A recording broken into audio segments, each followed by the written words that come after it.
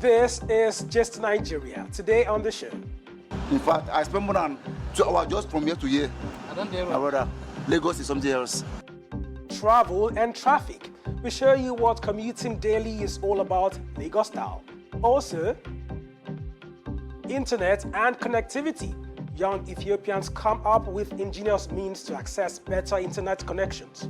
And reality TV. We chat with ex-housemates of the just concluded Big Brother Naija. Plus, my name is Maxwell Kalu. Check me out. We'll meet the promoter of indigenous African styles used in combat sports.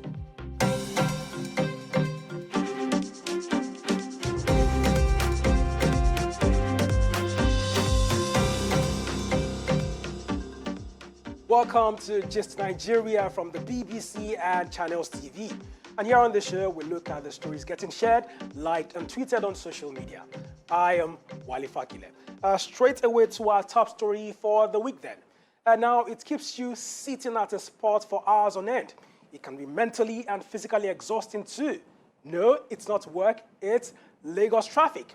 Residents of Nigeria's commercial capital have been lamenting the unforgiving traffic congestion they contend with daily. But just how bad is the situation? I've been on the roads to find out. It's rush hour on Monday and I'm on my way to the office. I live on the mainland and work on the island. Every second counts on Lagos roads as time is an expensive currency. And as it's now a ritual, I check Google Maps for the fastest routes. And so it begins.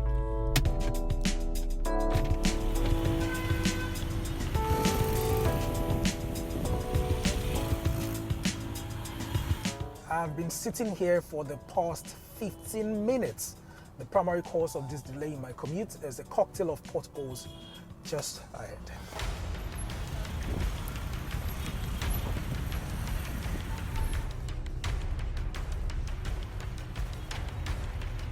Finally, I am out of that logjam. I've driven for about 20 minutes and I'm tempted to think it's Uhuru. But wishes are not horses. This fresh part of traffic has a rather peculiar cause. Disregard for traffic regulations, not potholes, not an accident. For a journey that should not be more than 38 minutes, I've now spent 3 hours wading through a sea of vehicles. This is an hour more than it will take a commuter to travel to Ibadan, a city that lies about 130 kilometers away. So, this is not just my reality. It's the same story for the thousands of residents commuting within the metropolis. I feel bad. When I wake up in the morning, thinking of going out, I'll say, so I'm going to meet this thing again today. You want to go to a place that you're supposed to spend just 30 minutes, you end up spending 3 hours. It's crazy. With a population of about 22 million, Lagos is alluring to many for economic reasons. But with cases of noise and air pollution, what impact does this gridlock have on workers' productivity? All the problems you have on the road that you have experienced, that made you to experience negative emotion, will be transferred to the work situation. You might be irritable to your colleagues, to your co-workers. It will reduce your performance because you already spent 2 hours, 2-3 hours on the road.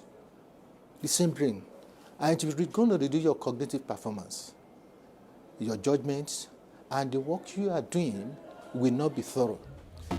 My work is done for the day and I'm leaving the office a little earlier just to get ahead of others. But would I be able to beat the traffic? It's 4:30 p.m. Ideally, this trip is 29 kilometers. That's about 38 minutes drive. But I don't know how long it will take for me to get home.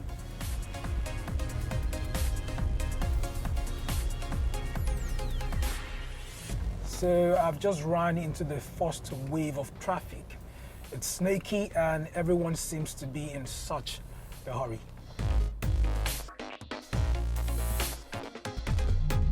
The time is now 5:30 p.m. and I'm just descending the third mainland bridge, one of the bridges linking Lagos mainland to the island. While the traffic on this axis has become a nightmare for commuters, it has made a brisk business for petty traders and hawkers. But give me chips. Bring one.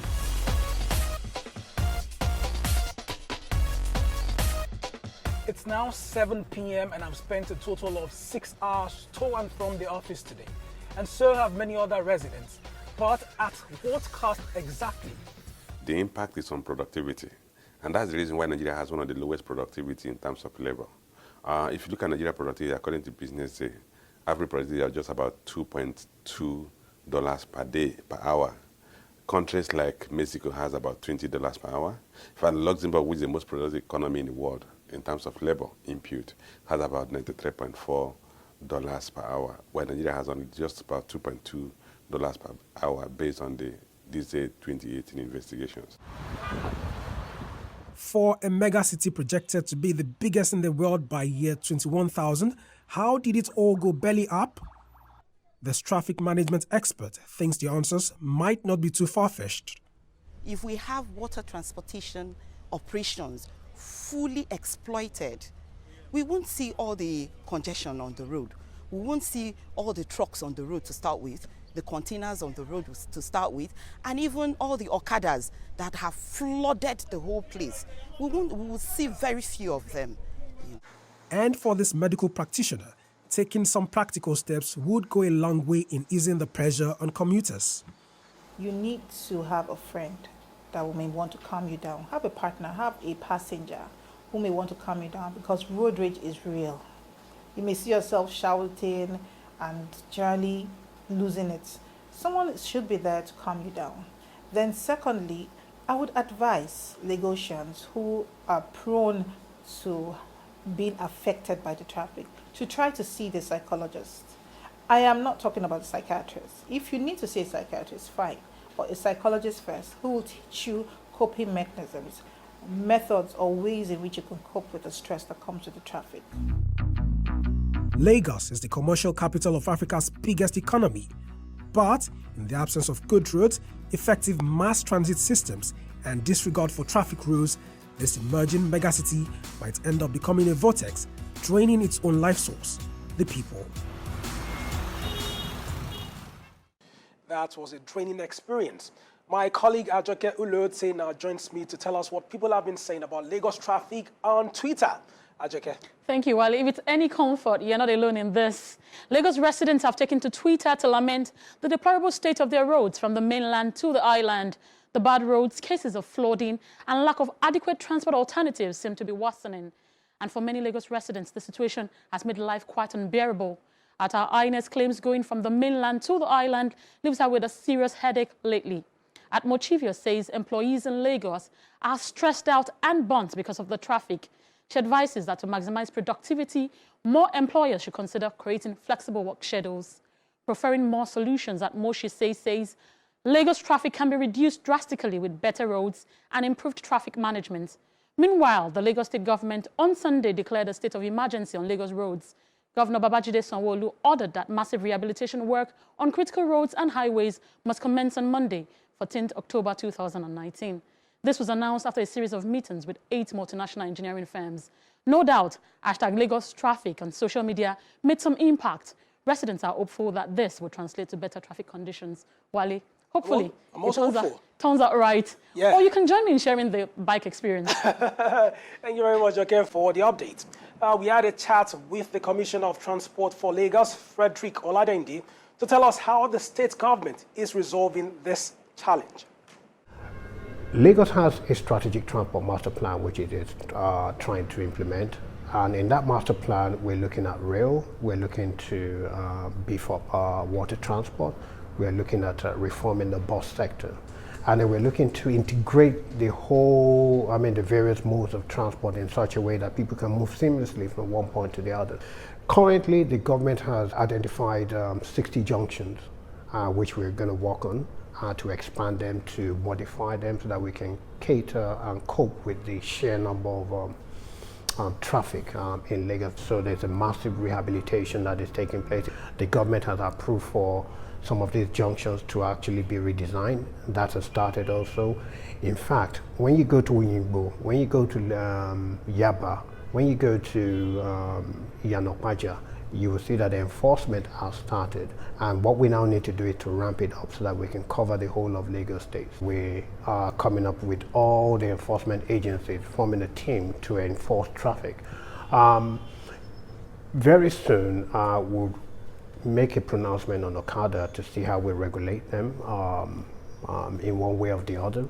The enforcement of the traffic law, it's something that this government is taking seriously. Remember that when the government came in on the second day, there was an executive order on traffic management, and we have started implementing that. We're ramping up the workforce in LASMA, as well as the other agencies coming together to ensure that we actually enforce the law. The Lagos State Commissioner of Transport there. So how are other megacities of the world dealing with the challenge of traffic congestions? Let's find out in this week's 360 Roundup. The Senegalese capital, Dakar, used to face severe traffic congestion.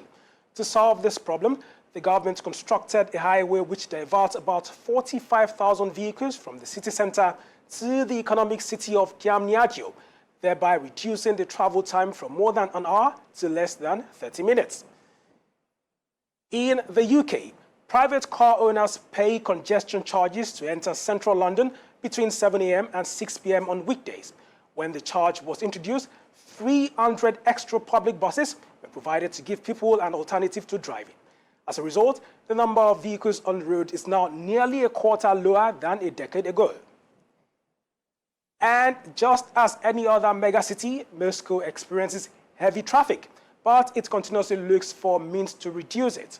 The city has adopted an intelligent transport system, which has thousands of cameras and sensors installed at various places. This makes the timing of traffic lights at intersections to automatically adjust to the traffic flow. That's this week's 360 Roundup. All right, we want to hear from you, so please go to our Twitter handle at GistNigeriaTV to share your experiences of Lagos traffic. Let's now move on to our second story today. The latest internet shutdown in Ethiopia was in June 2019. However, internet shutdowns are not the only challenge. Internet connections in the country are poor. To manage this, young people have come up with interesting ways to access better connectivity. The BBC's Ayan Wafula tells us more. With a population of over 100 million people, only 15%, according to digital experts, have internet access right here in Ethiopia. And those who can access the internet have to deal with some challenges, including slow internet speeds, expensive data, and regular shutdowns, as we have seen in the past. Now imagine trying to access your favorite video and all you're dealing with is buffering signals. However, young people here have found a way to deal with this. Come, let's meet some of them. Hi. Hi. How are you? I'm doing good. Thank you for meeting me. Tell me about yourself. Okay, my name is Toto Belleta, but people call me like Gift Habshop, and I am a photographer. I believe I'm one of the best photographers in Addis Ababa, but not so many people have seen my works. Those who have seen the picture I take say they appreciated what I do. I share them in different websites, but it's not easy. The internet connection in Ethiopia is poor, but myself and another young people have some tricks to get a better internet. I market my works mostly on Telegram, which is the most popular app here, because it's easy to download and use with the low internet speed. And if I order a taxi, I call the company number, because using the application takes too much data. Sometimes I go to a big hotels with a proper Wi-Fi connection, then I can share my works. Gift is not the only one who has mastered these tricks. It is not unusual to see hotel lobbies with young people making use of stronger Wi-Fi connections. Ethiopia hosted its first major conference on internet freedom. Digital activists challenged the government to improve connectivity and lower data prices. The government, on the other hand, said it took note of the issues raised and is committed to improve Ethiopia's digital space. I hope one day the internet connection will be improved so that the world can see my work.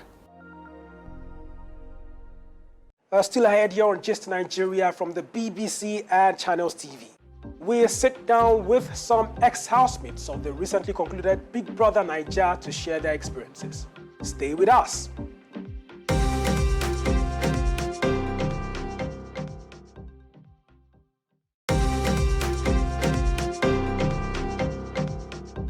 You're watching Gist Nigeria from the BBC and Channels TV. I am Wali Fakile. Glad to have you back. Coming up in a moment.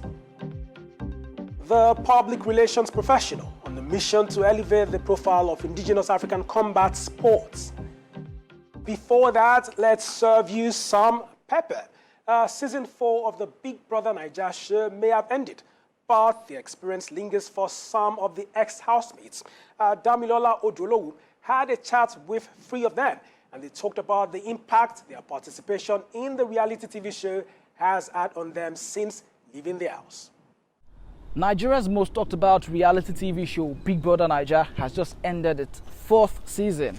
It saw people of different backgrounds live together for weeks amidst controversies. Some Nigerians are apparently in love with some of the personalities it exhibited. What does this opportunity mean to those housemates? Let's find out as I meet with a couple of them.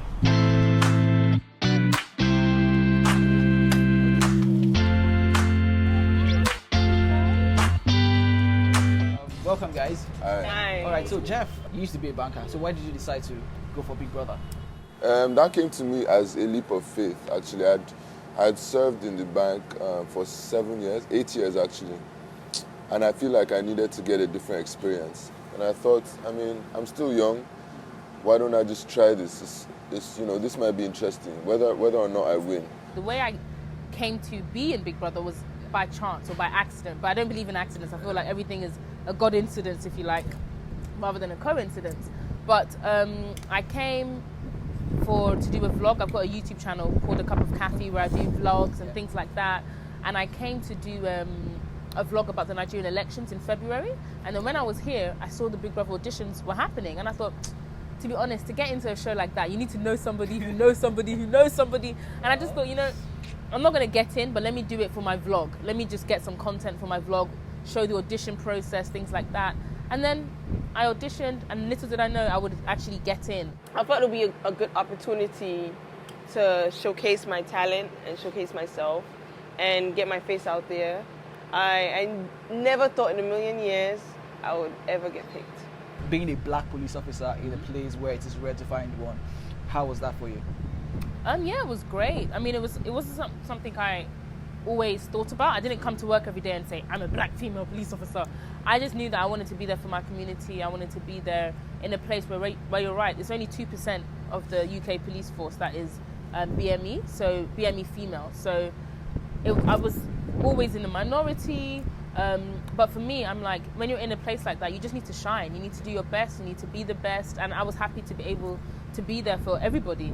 While you were in the house, there was news that you didn't get permission from your work to be on the show. Yeah. What really happened, and would you be going back to your job? Yeah, I will be. I'm still speaking to my colleagues and things like that. So yeah, everything was done the way it should have been done. I've been a police officer for 9 years. I would never just leave in a bad way. I'm not in a, coming out and seeing all of the newspaper stuff and things. It was very shocking to me. I was like, what? So I would never leave on a bad note. So Avala, what are the things Big Brother has? Avala. Okay, yeah, that's fine. So what are the new things Big Brother has made you discover about yourself that you never knew? Oh wow, we had this conversation in the car. First of all, I did not know I was that emotional. I really didn't. I remember one instance. I didn't. And it was that period, and I think it's because the whole process getting in there, all of us were a bit emotional, to be honest. Everything was just high. I'm a gangster. Okay? I do not cry. Like, for instance, now, Benita got in the house. It took her a week to snap out of it. Yeah. And I needed that extra one more week to get out of it. So I got out of it on Saturday. That's why I did my makeup. And I started dancing and letting people see me. And I knew, for some reason, I knew that day I was going to be noticed. Having those tasks where Biggie asks you to draw or to come up with a play or come up with some certain theme and sing, you know, all of that just taught me that possibilities are endless. As long as you put your mind to it, you can actually try. And help me also discover how much talent we had in the house. The task where we had to do like gowns, make outfits and things. I would never think I'll be a fashion designer. I'm not like a Insta slay mama, or I'm nothing like that. But yeah, and so when I made the dress, that was really like, wow. Like they just gave me the fabrics and I saw the dress immediately. I was like, yes, I know in my head what I can do with this. Learning how to live with people, because I had never lived with people up until that point. What's the next thing after Big Brother now? Well, I'm really grateful because I'm actually hosting the Future Awards. It's one of the biggest awards for young people in Africa. I've also got my book that I've written called A Quarter Centenarian's Guide to the Galaxy. It's very long in the title, but it's all about lessons that I've learned before the age of 25, things like that, just sharing wisdom, sharing love. That's what I want to do. I mean, a cup of coffee is my thing. Like, I just want to share inspiration, share motivation, share happiness, love. That's what I want to do. I realized the gap between the world I used to live in, which is the corporate big finance world, and the entertainment world. You can't go to the bank as an entertainer asking for money because they're unable to gauge your worth or how your repayment plan makes sense. Yeah? So I've been able to understand a little bit, and I'm still learning because I'm new to this space, and I'm very eager to learn about it so that I can make sense of it enough to put it to the bankers or to the financiers, because I understand their language. Let me learn this language and put it there. Some acting would be nice. We have a few stuff lined up. So, and some things I don't want to talk about yet because I don't want to jinx myself. Kathy, you're from Ekiti. Yes, I am. And prove to us that you're from Ekiti. Speak Yoruba. Báwo ni o, ọmọ Yorùbá ni mí o, swagger. Ekiti kété, Kathy ni mí o, orúkọ mi ni Kathy, aka a cup of coffee. Orúkọ mi ni Avala. Avala tó bá. Avala tó sẹ́ẹ̀sì. Láti Pepper Gem Gang. Naoninku, Sunana Jeff, the Big Brother Naija. Ala Jazamani. I'm good, man. Avala, Jeff, and a cup of coffee there. Ex-housemates of Big Brother Naija Season 4. And from that, we move on to Check Me Out, our weekly showcase of Nigerians doing great things around the world.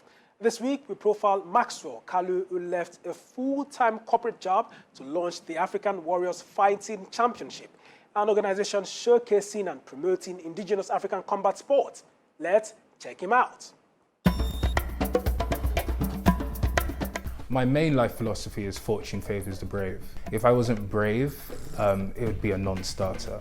My name is Maxwell Kalu, and I'm the founder and CEO of the African Warriors Fighting Championship. Check me out.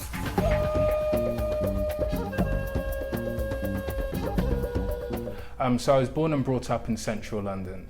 Went to primary and secondary school in Camden, central London, and Swansea University in Wales, where I studied politics. So I remember once actually I was called a monkey by somebody around the area growing up. And I went home to my mum and I was like, Mum, I just got called a monkey. She looked at me, she said, and so. And it was just, that was how we grew up, you know, as in we were always reminded that our parents sacrificed and really tried to sort of bring us up in the best environment. And in doing so, there were no excuses for failing. And racism definitely wouldn't be an excuse that would be accepted. When I graduated university, I went into a PR firm, and I did about 4 or 5 years at 2 firms since university, before stopping full-time work to sort of build my business African Warriors while still contracting in PR.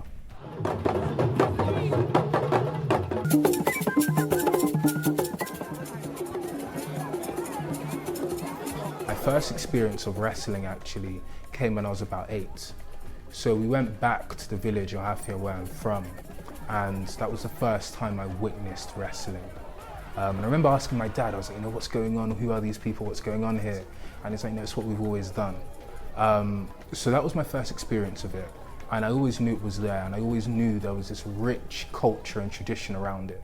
So I came back home to develop African Warriors. One thing I found that I really tried not to reflect is sometimes a sense of arrogance. You can't come to Nigeria and be like, this is how we do things in London, this is how we do things abroad, because Nigeria will just finish you. So instead, it's just been a case of making sure that I surround myself with the right people.